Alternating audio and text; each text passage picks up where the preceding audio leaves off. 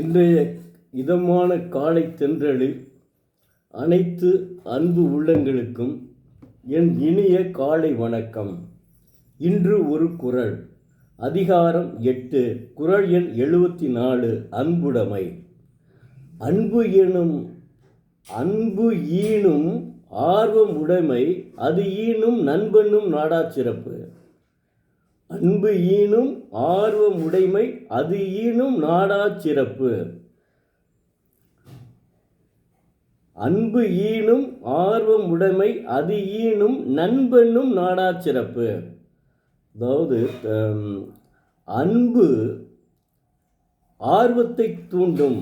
அந்த ஆர்வம் நம்மை அன்பை செலுத்தி நட்பாக மாறிவிடும். அப்போ நம்ம அந்த அன்பு தான் நட்பாக மாறிவிடுகிறது. அன்பின் வெளிப்பாடு தான் நட்பாக மாறிவிடுகிறது. அது அதனுடைய சிறப்பு அளவற்ற சிறப்பாகும். அந்த நட்பு இருக்கு பார்த்தீங்களா, அது அன்பின் வெளிப்பாட்டின் நட்பு. அது அளவற்ற சிறப்பை கொடுக்கும்.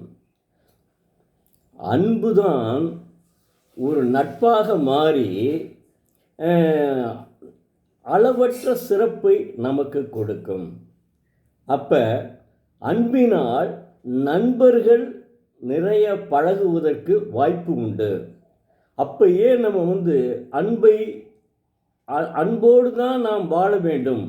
அப்படி வாழ்ந்தால்தான் நாம் பிறருடன் நட்பாக இருக்க முடியும்.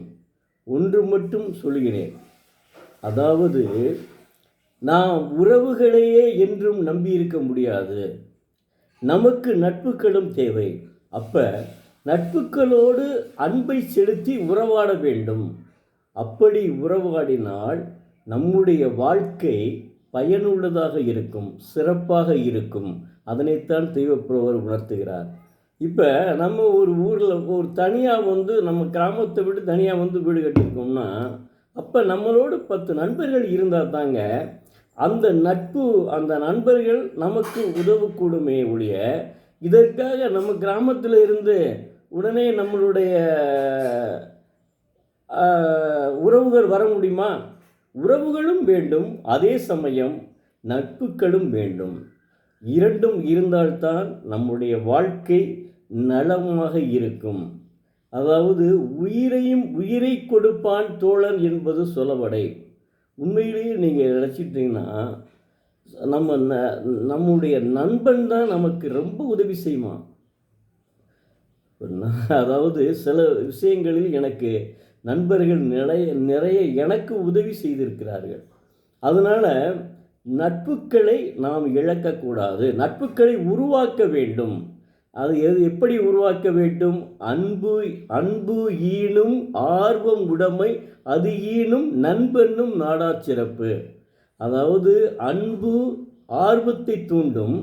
அந்த ஆர்வம் அன்பை வெளிப்படுத்தி நட்புகளாக மாறும். அதான் சொல்கிறார் திருவள்ளுவர். என்ன அருமையாக சொல்லியிருக்கார் பாருங்க. அந்த நட்பு அளவற்ற சிறப்பை கொடுக்கும் நமக்கு.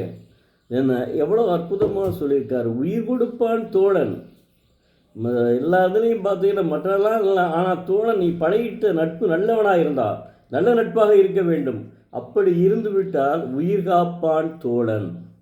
நன்றி, வணக்கம். நாளை மீண்டும் ஒரு குறளை பார்ப்போம்.